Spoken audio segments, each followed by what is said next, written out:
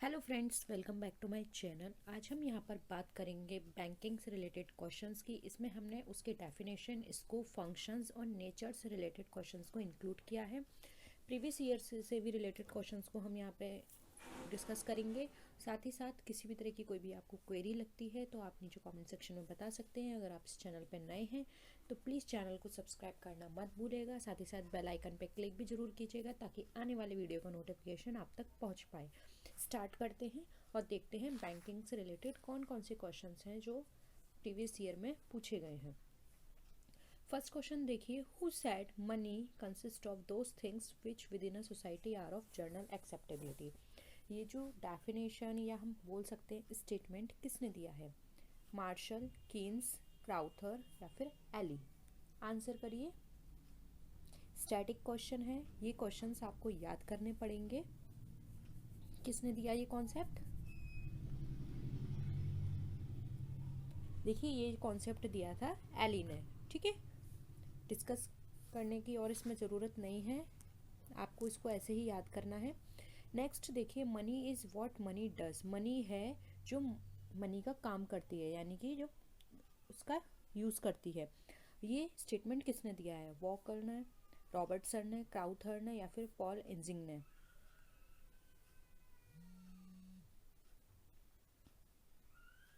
Again static है, money is what money does, ये statement है वॉकर का। राइट ऑप्शन 1 यहाँ पे हमारा राइट आंसर है। नेक्स्ट क्वेश्चन पर आइए, value of money refers to. Money की जो वैल्यू है वो हमें क्या बताती है? Gold purchased by money, general purchasing power of money, demand for money या फिर value intrinsic in money.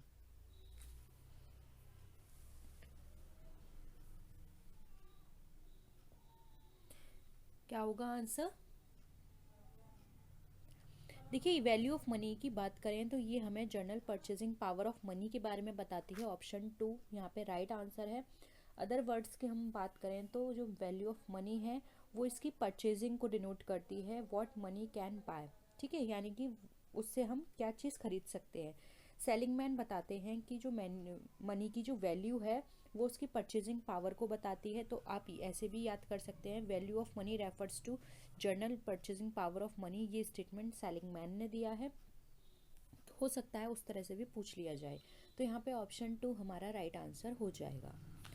Next question पर आइए, nearness of near money depends on. किस पे डिपेंड करती है? लीगलिटी, प्रॉफिटेबिलिटी, वैलिडिटी या फिर लिक्विडिटी।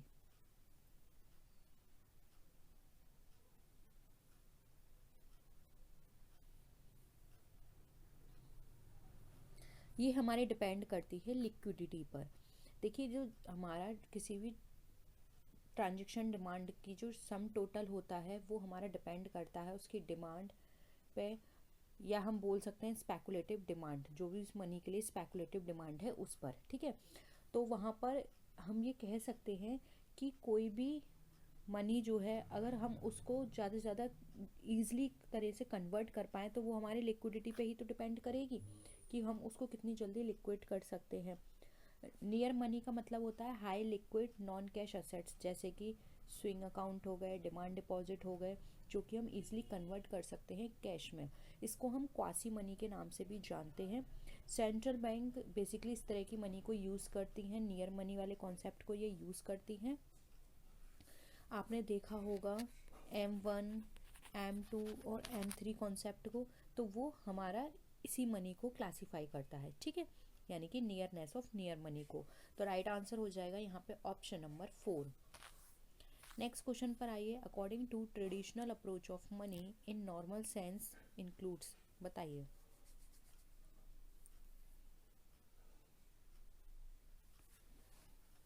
एक मनी को हम ट्रेडिशनल अप्रोच के अकॉर्डिंग कैसे जान सकते हैं? करेंसी से, करेंसी और डिमांड डिपॉजिट से, करेंसी और बैंक डिपॉजिट से या फिर ऑल लिक्विड एसेट्स से।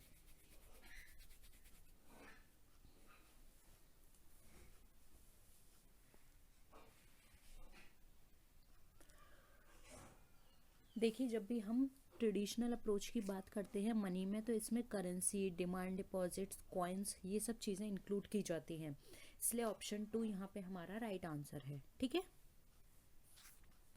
नेक्स्ट क्वेश्चन देखिए, which one of the following is not a part of organised money market. अब इसमें से आपको बताना है ऑर्गेनाइज्ड मनी मार्केट का कौन सा पार्ट नहीं है। ऑप्शन है central bank, commercial bank, indigenous bank या फिर regional rural bank. Organised money market को तो आप समझते ही होंगे। देखिए यहाँ पर हम इसको क्लासिफाई करके अच्छे से समझते हैं। अगर हम ऑर्गेनाइज्ड मनी मार्केट की बात करते हैं तो यहाँ पर हमारे इसको हम 3 पार्ट्स में डिवाइड करते हैं बेसिकली अपने इंडियन मनी मार्केट को। फर्स्ट होता है ऑर्गेनाइज्ड मनी मार्केट, सेकंड होता है कोऑपरेटिव सेक्टर, थर्ड होता है अनऑर्गेनाइज्ड मनी मार्केट। ठीक है, ऑर्गेनाइज्ड मनी मार्केट की यहाँ पे बात की जा रही है जिसमें आते हैं RBI, commercial bank, NABARD, regional rural bank, foreign exchange bank, import export bank, post office savings banks, industrial banks and non banking finance companies. अब हमने इतनी सारे डिस्कशन किए तो देखिए उसमें सेंट्रल बैंक आ गया, कॉमर्शियल बैंक आ गया, रीजनल रूरल बैंक आ गया, लेकिन इंडिजीनियस बैंक उसमें इंक्लूड नहीं हुआ। इंडिजीनियस कौन से होते हैं? अनऑर्गेनाइज्ड में होते हैं, जैसे कि mahajan, saraf, chit fund, landlords, zamindars, indigenous banks, ये सब अनऑर्गेनाइज्ड का पार्ट है। इसलिए यहाँ पर ऑप्शन 3 हमारा इंडिजीनियस बैंक राइट आंसर हो जाएगा। ठीक है, कोऑपरेटिव का अगर आप समझना चाहते हैं तो आप ऐसे समझ सकते हैं। कोऑपरेटिव हमारी 3 पार्ट्स में डिवाइड होती है, primary cooperative, central cooperative and state cooperative. ठीक है, नेक्स्ट क्वेश्चन देखिए, which of the following is not a function of money. अब इसमें से कौन सा फंक्शन मनी का फंक्शन नहीं है? Medium of exchange, storage of value, stabilisation of prices या फिर यूनिट ऑफ मेजरमेंट। बताइए मनी का क्या फंक्शन नहीं है?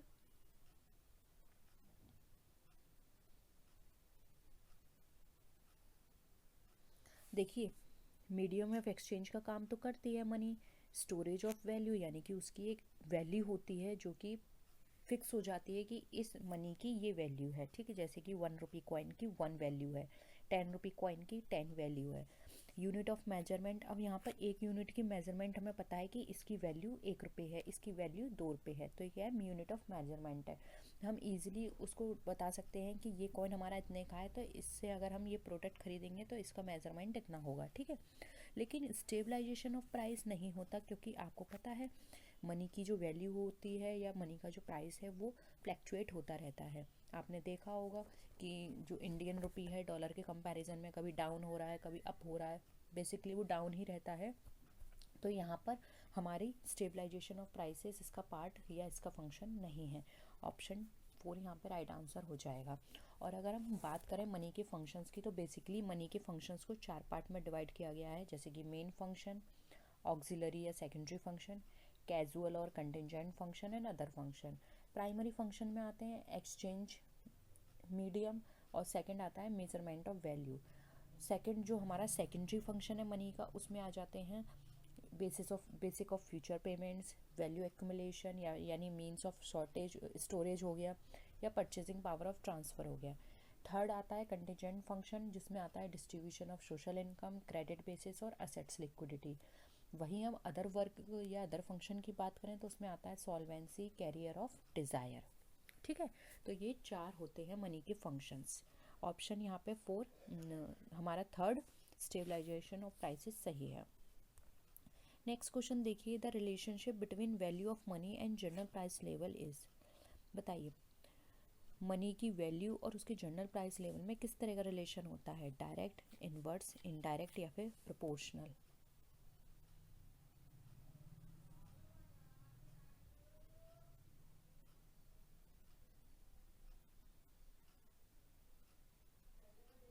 क्या होगा इसका? ये यहाँ पे इनवर्स रिलेशन बताता है। अब इनवर्स रिलेशन क्या होता है? क्योंकि जो वैल्यू ऑफ मनी है, या हम इसको ऐसे भी समझ सकते हैं कि जो हमारा इन्फ्लेशन है वो इंक्रीज होता है, जबकि हमारी वैल्यू ऑफ मनी जो है वो हमारी स्टेबल रहती है। ठीक है, डिक्रीज होती है। तो यहाँ पर हमारा जो रिलेशनशिप दोनों में डेवलप होगा वो इन्वर्स रिलेशनशिप होगा। जैसे कि आप एक एग्जांपल से यहाँ पे समझ सकते हैं, 2 आइटम हैं जो हमने 10 रुपये में ख़रीदे, और अगर यहाँ पर उनकी वैल्यू इंक्रीज़ होती है तो हम उस 10 रुपये में उन 2 आइटम को नहीं खरीद सकते। अगर वैल्यू बढ़ रही है तो हम 10 रुपये में फिर एक आइटम खरीद पाएंगे, तो क्या हो गया, दोनों में डिफरेंस आ गया। तो यहाँ पर क्या होगा, प्राइस लेवल तो इंक्रीज़ हो गया लेकिन उस 10 रुपये की जो वैल्यू है वो यहाँ पर डिक्रीज़ हो गई। ठीक है, तो यहाँ पर इन्वर्स रिलेशनशिप डेवलप करता है दोनों में। ठीक है, तो ऑप्शन 2 यहाँ पे करेक्ट आंसर है। नेक्स्ट क्वेश्चन देखिए, which of the following is not a social evil of money. अब इसमें से आपको बताना है इसमें से कौन सा सोशल एविल नहीं है मनी का। Trade cycle, fraud, murder, corruption. Easily बता सकते हैं, देखिए फ्रॉड, मर्डर और करप्शन ये सब सिमिलर टर्म है, ठीक है, सिनोनियम है, जबकि बिल्कुल अलग क्या आ रहा है यहाँ पे हमारा ट्रेड साइकिल। ये ऑप्शन हमारा 1 करेक्ट आंसर हो जाएगा। अब आप इसको ऐसे भी समझ सकते हैं, जब हम बात करते हैं एविल्स की, एविल्स ऑफ मनी की, तो 3 तरह के एविल्स होते हैं। एक होता है इकोनॉमिक एविल, एक होता है हमारा सोशल एविल, एंड थर्ड होता है हमारा मॉरल एविल। 3 तरह के एविल होते हैं मनी के अंदर। इकोनॉमिक एविल में होता है जैसे कि concentration of resources, lack of stability in prices, over capitalisation, trade cycle या करेंसी इन्फ्लेशन। तो ये ट्रेड साइकिल किस में कंसिडर किया जा रहा है, इकोनॉमिक एविल में। सोशल एविल में आ जाते हैं जैसे कि social status, rise of class struggles, more exploitation, hostility, fraud, murder, corruption. Moral में आ जाते हैं हमारे ग्रीड, ठीक है, या फिर एक्सपेरिमेंट्स अगेंस्ट ह्यूमैनिटी। ठीक है, तो यहाँ पर हमारा राइट आंसर हो जाएगा ऑप्शन नंबर 1। नेक्स्ट देखिए, money which performs the function as medium of exchange is called commodity money, accounting money, real money या फिर नन ऑफ द अबव। क्या होगा आंसर बताइए।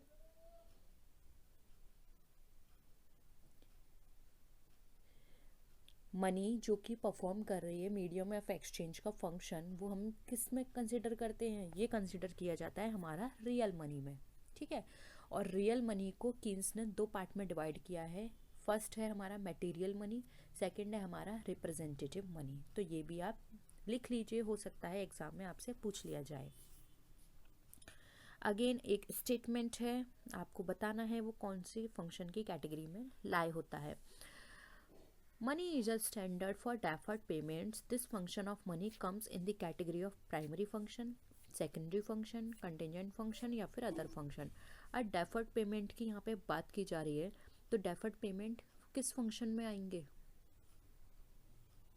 मैंने आपको पहले भी डिस्कस किए थे। 4 फंक्शन होते हैं, main function, secondary function, contingent function and other function. तो जो डेफर्ड पेमेंट का जो बात की यहाँ पे की जा रही है वो हमारे सेकंड फंक्शन में लाई होता है। ठीक है, तो ऑप्शन 2 यहाँ पे हमारा राइट आंसर है। आई होप यहाँ पे सारे क्वेश्चंस क्लियर हो रहे हैं। अगर क्वेश्चंस क्लियर हो रहे हैं तो प्लीज़ लाइक कर दीजिए वीडियो को, और अगर क्लियर नहीं हो रहे हैं तो कमेंट सेक्शन में आप बता सकते हैं किस क्वेश्चन में आपको डाउट लग रहा है, हम उसको फिर से डिस्कस कर लेंगे। ठीक है, मनी मार्केट हमें क्या प्रोवाइड करता है, short term credit, agro credit, car credit या फिर नन ऑफ दिस। अब आपने देखिए मनी मार्केट की बात की जा रही है, तो इसके अलावा हमारे पास एक और मार्केट होता है जिसको हम बोलते हैं कैपिटल मार्केट। ठीक है, तो आप मनी मार्केट का तो बताएंगे, साथ में कैपिटल मार्केट का भी बता दीजिए कि कैपिटल मार्केट हमें किस तरह का क्रेडिट प्रोवाइड करता है।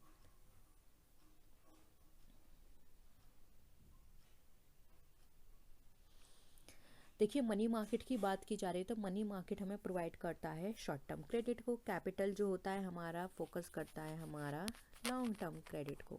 ठीक है,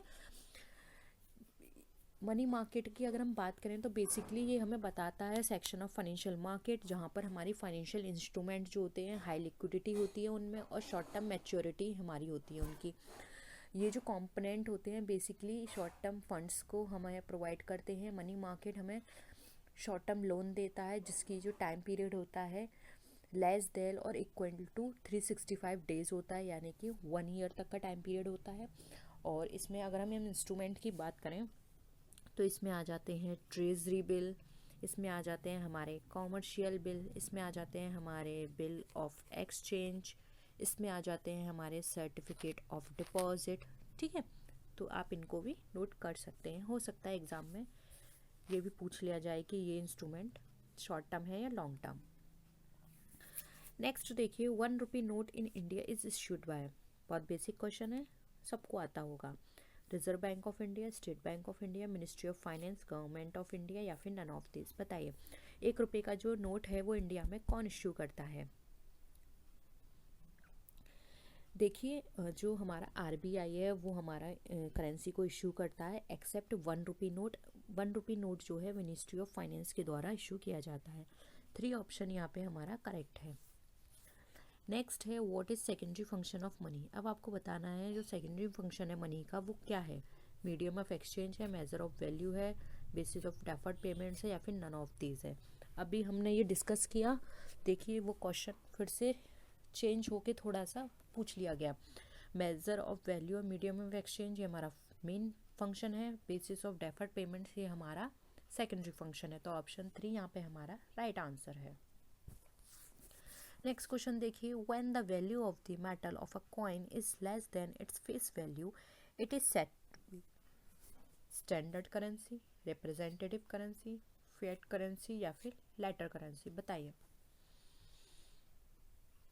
जब हमारे जो मेटल है उसकी वैल्यू कम है उसकी फेस वैल्यू से, तो वो हमारी क्या कहलाती है, वो हमारी कहलाएगी रिप्रेजेंटेटिव करेंसी। ऑप्शन 2 करेक्ट है। अब देखिए इसमें हम ऐसे क्लासिफाई कर सकते हैं, जो हमारी करेंसी है या मनी के जो क्लासिफिकेशन है वो 2 पार्ट में डिवाइड होता है। एक होता है एक्चुअल मनी, दूसरा होता है मनी ऑफ अकाउंट। ठीक है, एक्चुअल मनी जो है अगेन 2 पार्ट्स में डिवाइड है। फर्स्ट होता है कमोडिटी मनी, सेकंड होता है हमारा रिप्रेजेंटेटिव मनी। तो ये जो हमारा बात की जा रही है कि value less than face value, तो वो हमारा रिप्रेजेंटेटिव करेंसी डिनोट करता है। ठीक है, नेक्स्ट क्वेश्चन देखिए, which of the following is not a function of money. अब इसमें से कौन सा मनी का फंक्शन नहीं है। Replace object with object, storage of value, medium of exchange and bases of deferred payments. Answer करिए क्या होगा इसका।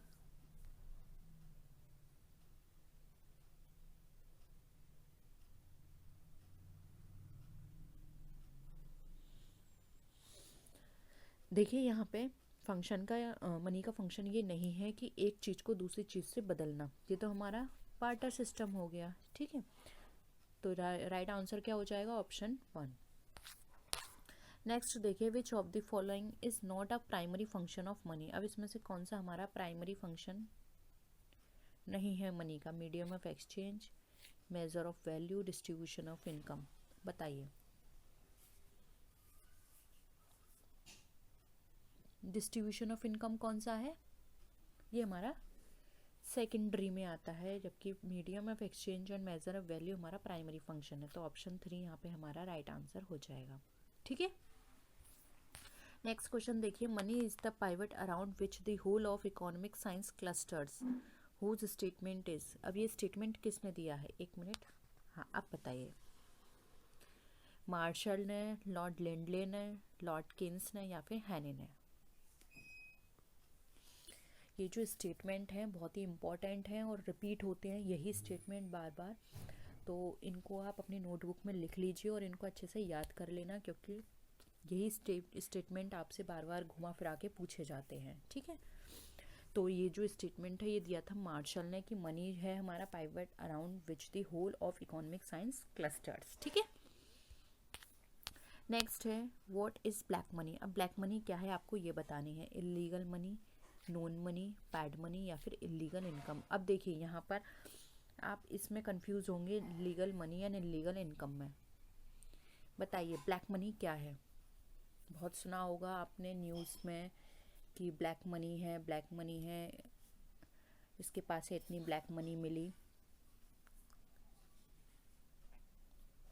देखिए black money is refers to those income जो कि हमारी लीगली हम उसको रिसीव करते हैं। ठीक है, तो इस तरह की जो करेंसी होती हैं वो लीगल तरीके से अर्न की जाती हैं, जो कि हमारी रिटन फॉर्म में नहीं होती और लीगल वे से उसको हमने नहीं लिया होता, तो वो हमारी ब्लैक मनी कहलाती हैं, जिसमें हम कोई भी टैक्स पे नहीं करता है रेसिपिएंट, और अगर हम बात करें तो उस इनकम को वो प्रेजेंट भी नहीं करता पब्लिक के सामने, ठीक है, वो उसको छुपा के रखता है।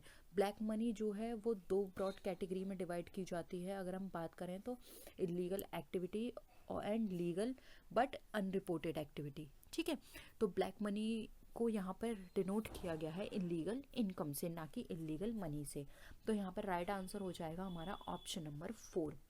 At which one of the following rate the central bank leads to bank against government securities? अब आपको बताना है किस रेट पे सेंट्रल बैंक को गवर्नमेंट सिक्योरिटीज़ के अगेंस्ट लोन प्रोवाइड करती हैं। Repo rate, reserve repo rate, bank rate या फिर एसएलआर। एसएलआर आप जब समझते होंगे इसको, स्टैट्यूटरी लिक्विडिटी रेशियो। बताइए क्या होगा आंसर।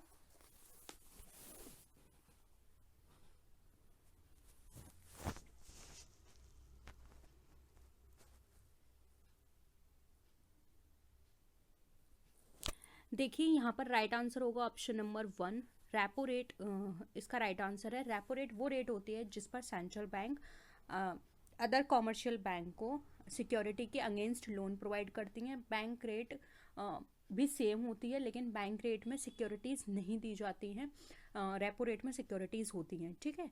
तो आप ऐसे समझ सकते हैं, बैंक रेट में भी सेंट्रल बैंक कॉमर्शियल बैंक को लोन देती है, और रेपो रेट पर भी सेंट्रल बैंक कॉमर्शियल बैंक को लोन देती हैं। बट रेपो रेट में सिक्योरिटीज़ ज़रूरी होती हैं और बैंक रेट में सिक्योरिटीज़ ज़रूरी नहीं होती हैं, ठीक है। नेक्स्ट क्वेश्चन देखिए, eight which one of the following is not the fund based business of commercial bank? Overdraft facility, insurance of letters of credit, acceptance of deposit, RTGS, NEFT transactions. बताइए।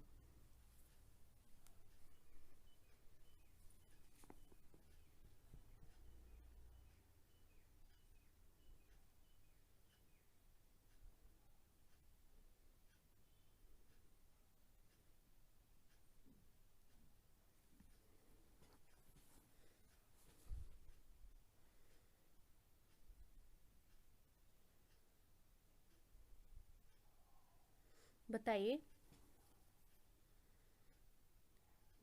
Fund based business इसमें से कौन सा नहीं है? देखिए, overdraft facility commercial banks देती हैं और यहाँ पर ये इंटरेस्ट चार्ज करती हैं।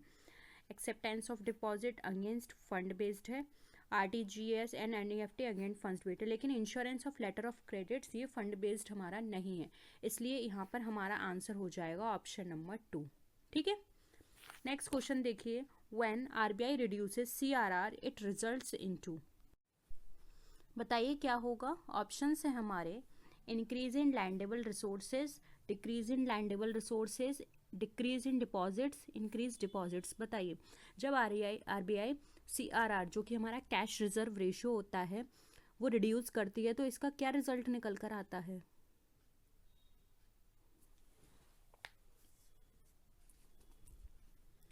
आपने अगर हमारा फर्स्ट पार्ट देखा हो तो वहाँ पे हमने इसे डिस्कस किया था कि आरबीआई दो तरह के मेजरमेंट फॉलो करती हैं फॉर मॉनेटरी कंट्रोल। एक है हमारा क्वालिटेटिव और एक होता है हमारा क्वांटिटेटिव। यहाँ पर हम बात करेंगे क्वांटिटेटिव मेजर की, जिसके अंदर हमारे बैंक रेट फॉलो करती है आरबीआई, सीआरआर हो गया या एसएलआर हो गया, और ये फॉलो किए जाते हैं मॉनेटरी कंट्रोल के लिए। आरबीआई ट्राई करती है कि वो अपने सीआरआर को रिड्यूस करे। अब इसका रिजल्ट क्या होगा? इसका रिजल्ट होगा हमारे लैंडेबल रिसोर्सेज जो हैं वो इंक्रीज़ हो जाएंगे, साथ ही साथ जो एक्सेसिव लोन डिसबर्समेंट है वो पब्लिक को यहाँ पर हो जाएगा, ठीक है। तो यहाँ पर हमारा ऑप्शन के अकॉर्डिंग राइट आंसर हो जाएगा 1, increase in lendable resources. Clear है। नेक्स्ट क्वेश्चन देखिए, banking ombudsman scheme was introduced by RBI with effect from. बताइए, बैंकिंग ओम्बुड्समैन स्कीम बहुत ही फेमस स्कीम है, एग्जाम में बहुत बार पूछी जाती है ये स्कीम। ये कब आई थी? 1998, 1995, 2001 एंड 2005।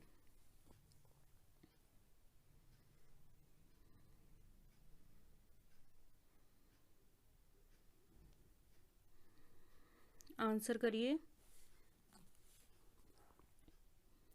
देखिए, बैंकिंग ओम्बुड्समैन स्कीम जो है वो फर्स्ट टाइम इंट्रोड्यूस की गई थी आरबीआई के द्वारा इन द ईयर 1995। ऑप्शन 2 यहाँ पे हमारा करेक्ट है। ये जो स्कीम है ये हमारी एक तरह से इनएक्सपेंसिव फॉरम होती है बैंकिंग कस्टमर के लिए, उनके जो भी कंप्लेंट्स होती हैं उसको रिजोल्व करने के लिए। लेकिन ये सर्टेन सर्विसेज से ही रिलेटेड होती हैं। ये जो स्कीम हुई थी ये हमारे अंडर सेक्शन 35 सबसेक्शन ए के अंदर इसको इंट्रोड्यूस किया गया था बैंकिंग रेगुलेशन एक्ट 1949 के तहत। और अभी हमने बात की, ये जो स्कीम आई थी 1995 में आई थी। प्रेजेंटली ये जो बैंकिंग ओम्बुड्समैन स्कीम है 2006 से ऑपरेशन में है, ठीक है। यानी कि स्कीम तो आ गई थी लेकिन ऑपरेशन इसका 2006 से हुआ था, ठीक है। नेक्स्ट देखिए, which one of the following development financial institution in India has started the special refinance scheme for the resettlement and rehabilitation of voluntary retired workers of the national textile corporation of India. Options हैं IDBI, SIDBI, ICICI या फिर none of the above. बताइए।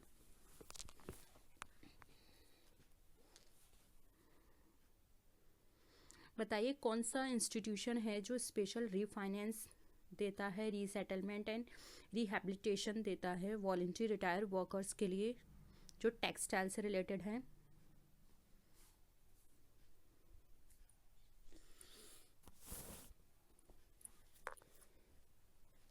देखिए, इस तरह की facilities जो है वो दी जाती है इडबी के द्वारा। इडबी का फुल फॉर्म है industrial development bank of India. ये इस्टेब्लिश हुई थी जुलाई 1964 में, ठीक है, as a wholly owned subsidiary of reserve bank.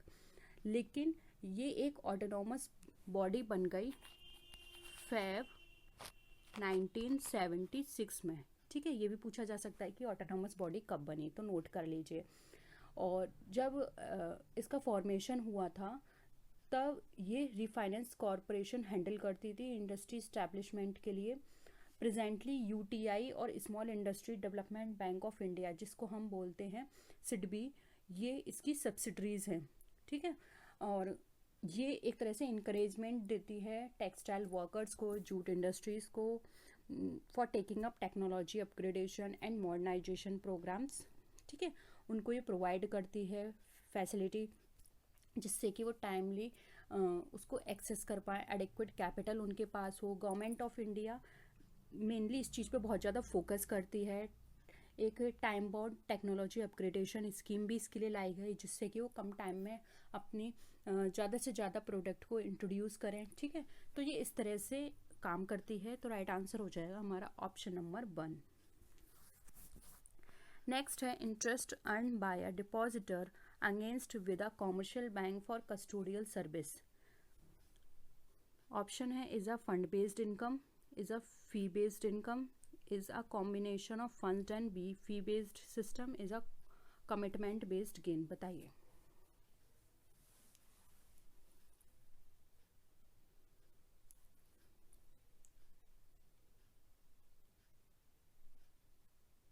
क्या होगा इसका राइट आंसर हो जाएगा 1 is a fund based income, ठीक है।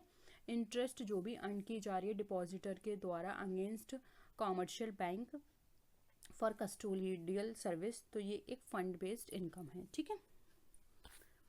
नेक्स्ट है under the cooperative bank structure the apex institution is national cooperative bank, state cooperative bank, district cooperative bank या फिर इडबी बैंक। आपको बताना है कोऑपरेटिव बैंक का जो स्ट्रक्चर है उसमें अपेक्स इंस्टीट्यूशन क्या है।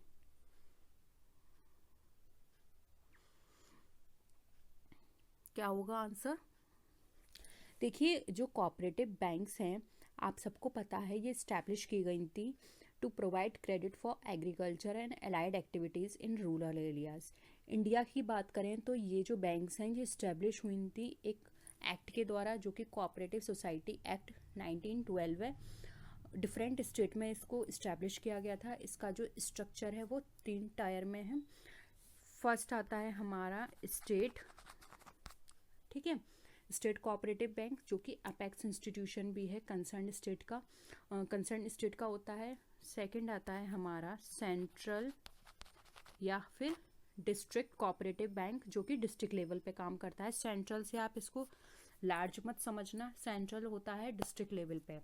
फिर थर्ड आता है हमारा प्राइमरी, ठीक है, थर्ड हो गया प्राइमरी क्रेडिट सोसाइटीज जो कि विलेज लेवल पे काम करती हैं। तो स्टेट हमारा स्टेट लेवल पे, सेंट्रल हमारा डिस्ट्रिक्ट लेवल पे, और प्राइमरी हमारा किस पे काम करता है, विलेज लेवल पे, ठीक है। तो यहाँ पे अपेक्स की बात की गई है, यानी कि सबसे ऊंची संस्था, तो वो हो गई हमारी स्टेट। तो देखिए ऑप्शन के अकॉर्डिंग यहाँ पे हमारा राइट आंसर हो जाएगा 2, state cooperative banks is the apex institution of cooperative bank structure, ठीक है। नेक्स्ट आइए, अब आपको बताना है the repo rate and reserve repo rate are resorted by RBI as a tool of credit control, settlement systems, currency management या फिर liquidity control. क्या होगा?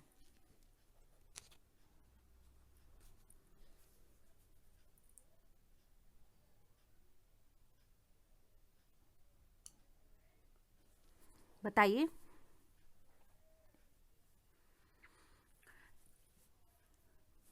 देखिए आरबीआई अपनी लिक्विडिटी को कंट्रोल करने के लिए 2 रेट फॉलो करती हैं, एक है रेपो रेट, दूसरा है reserve repo rate. Repo rate आपको अभी मैंने बताया था कि रेपो रेट जो होती है वो यहाँ पर क्या होता है, जो हमारी सेंट्रल बैंक होती हैं कॉमर्शियल बैंक को लोन प्रोवाइड करती हैं अगेंस्ट सिक्योरिटीज़, और रिजर्व रेपो रेट क्या होती है, सेंट्रल बैंक लोन लेती है कॉमर्शियल बैंक से, ठीक है, यानी उसका रिवर्स। तो राइट आंसर हो जाएगा option number 4, liquidity control. Next question देखिए, which of the following is not one of the components of international reserve, special drawing rights, reserve position in IMF, monetary gold या फिर money market instruments. क्या होगा answer?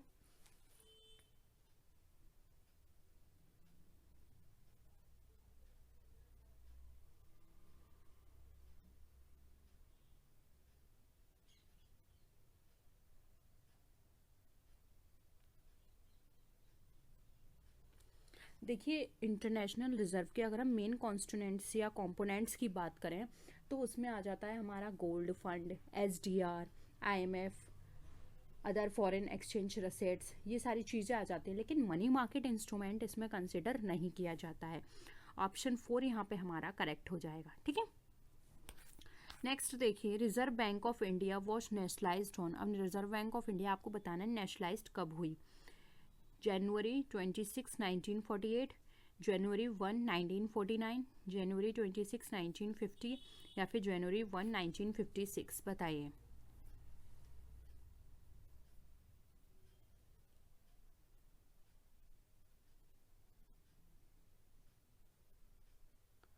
Reserve bank का establishment, ठीक है, और nationalisation, ये 2 बहुत पूछा जाता है। इस्टेब्लिशमेंट की बात करें तो अप्रैल 1935 में हुई थी इस्टेब्लिश्ड, और नेशनलाइज्ड की बात करें तो जनवरी 1, 1949 है। तो ऑप्शन 2 यहाँ पे हमारा करेक्ट आंसर हो जाएगा। नेक्स्ट क्वेश्चन देखिए, RBI ensures that banks operate with in the set norms by conducting inspection and monitoring. First है on site off site, off site on site, on site field, field on site. बताइए।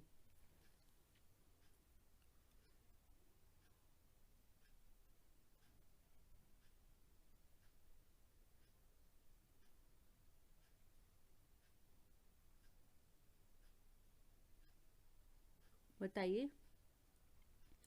देखिए जब भी हम inspection की बात करते हैं तो इंस्पेक्शन हमारा ऑन साइट होता है और मॉनिटरिंग ऑफ साइट की जाती है, ठीक है।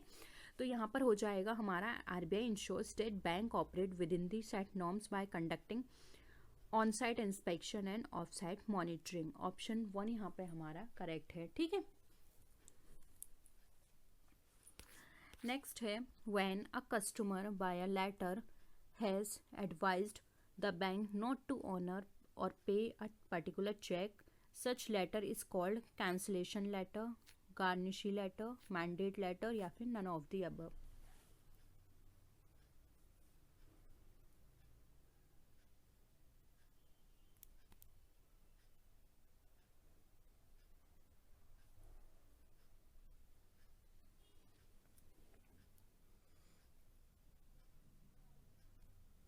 क्या होगा आंसर?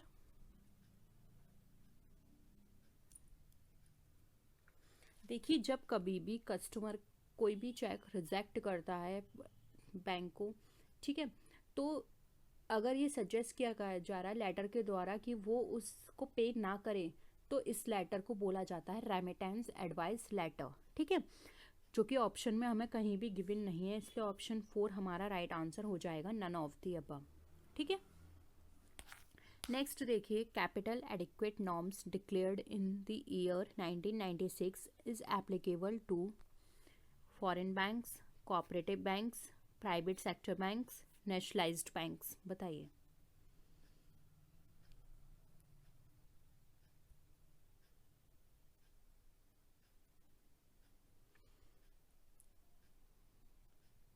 देखिए, यहाँ पे एक और चीज़ मेंशन कर लीजिएगा जिससे कि आप बिल्कुल क्लियर हो जाए, एप्लीकेबल टू ओनली, क्योंकि ये ओनली एप्लीकेबल होती है नेशनलाइज्ड बैंक के लिए। ठीक है, ये जो नॉर्म्स होती हैं ये नॉन नेशनलाइज्ड बैंक के लिए या फॉरेन बैंक्स के लिए नहीं होती हैं, ये सिर्फ अप्लाई होती हैं नेशनलाइज्ड बैंक के लिए। इवन प्राइवेट सेक्टर बैंक्स और कोऑपरेटिव बैंक्स भी ये वाली नॉर्म्स वहाँ पर अप्लाई नहीं होती हैं। ठीक है, तो ओनली टू नेशनलाइज्ड बैंक हमारा यहाँ पे करेक्ट आंसर हो जाएगा, जबकि ऑप्शन में ओनली गिवन नहीं है। फिर भी ये मैंने आपको एक्स्ट्रा दे दी है इन्फॉर्मेशन, जिससे कि कभी फ्यूचर में क्वेश्चन पूछा जाए तो आपको याद रहे, ना ये फॉरेन बैंक्स में अप्लाई होती है, ना कोऑपरेटिव बैंक, ना प्राइवेट सेक्टर, ना ही नॉन नेशनलाइज्ड बैंक। ठीक है, नेक्स्ट देखिए, repo rate is the rate at which bank takes money from RBI, RBI takes money from banks, government take money from RBI, money is taken by one bank from another bank। बताइए। 2 बार मैंने ये discuss किया है repo rate का, तो किसी का भी आंसर यहाँ गलत नहीं होना चाहिए। बताइए क्या होगा करेक्ट आंसर।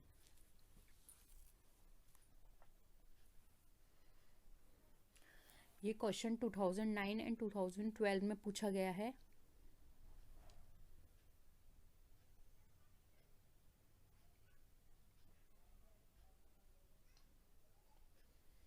क्या होगा?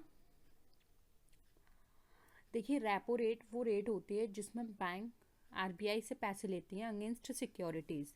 करेक्ट आंसर हो जाएगा ऑप्शन नंबर 1। ठीक है, नेक्स्ट है, आपको बताना है old name of which bank was imperial bank. Union bank of India, state bank of India, Punjab national bank, central bank of India. बताइए क्या आंसर होगा।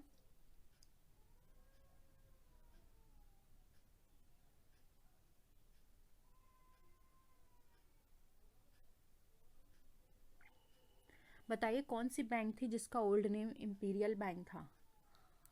देखिए, इंपीरियल बैंक 27 जनवरी 1921 में इस्टेब्लिश हुई थी।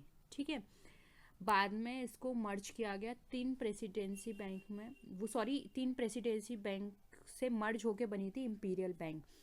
Bank of Bengal, bank of Bombay and bank of Madras, ये 3 bank थी।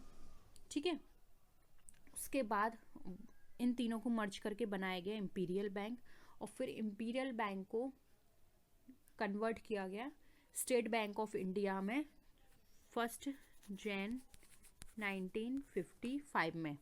तो राइट आंसर हो जाएगा 2 स्टेट बैंक ऑफ इंडिया। ठीक है, क्योंकि जब इंपीरियल बैंक को नेशनलाइज किया गया था तो वहाँ पर उसका नाम भी बदल दिया गया था, स्टेट बैंक ऑफ इंडिया वहाँ पे इसका नाम रखा गया था। तो ऑप्शन 2 यहाँ पे हमारा करेक्ट है। नेक्स्ट क्वेश्चन है, विच of the following bank is the central bank. Union bank of India, state bank of India, Punjab national bank, central bank of India. बहुत ही सिंपल है, इंडिया में सेंट्रल बैंक कौन सी है?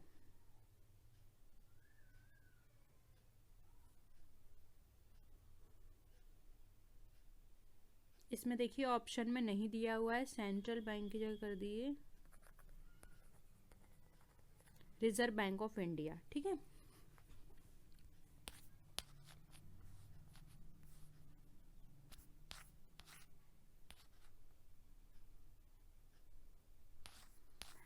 नेक्स्ट देखिए, which of the following are the functions of the central bank? Issue of note currency, credit control, control on commercial banks, all of these.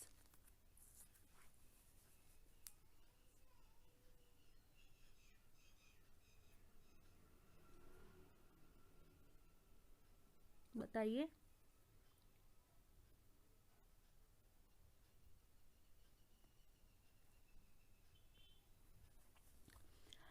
देखिए, central bank का पूछा गया है तो करेंसी इशू करती है, क्रेडिट कंट्रोल भी करती है, कॉमर्शियल बैंक पर भी कंट्रोल करती है, इसलिए ऑल ऑफ दीज हमारा करेक्ट हो जाएगा, ठीक है। नेक्स्ट है, bank rate is determined by. Bank rate किसके द्वारा डिटरमाइन की जाती है? रिजर्व बैंक के द्वारा, government of India, state bank, state government, या ऑल ऑफ दीज? बताइए। बैंक रेट कौन बताता है?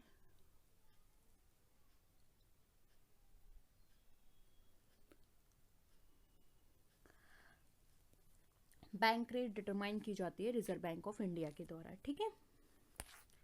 नेक्स्ट देखिए, CRR in C is used for. अब CRR में C क्या है? कस्टमर है, कैश है, कमीशन है, या क्रेडिट है?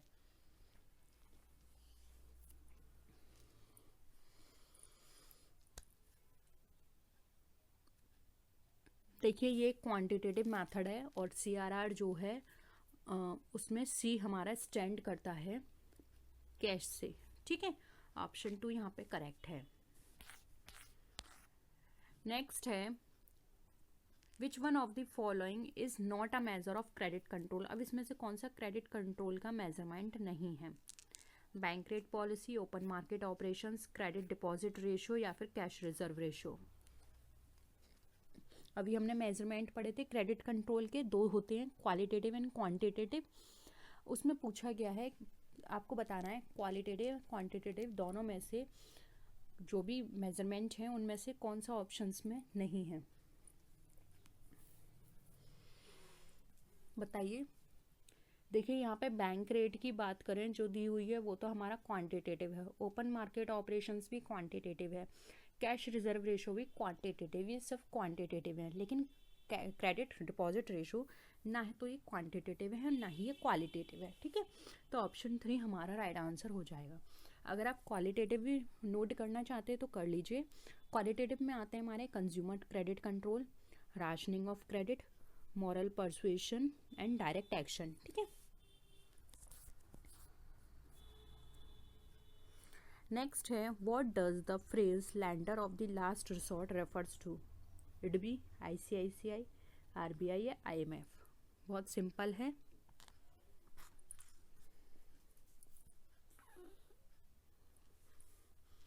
Lender of the last resort यानी कि जब कोई नहीं होता तब वो हेल्प करे, वो कौन है?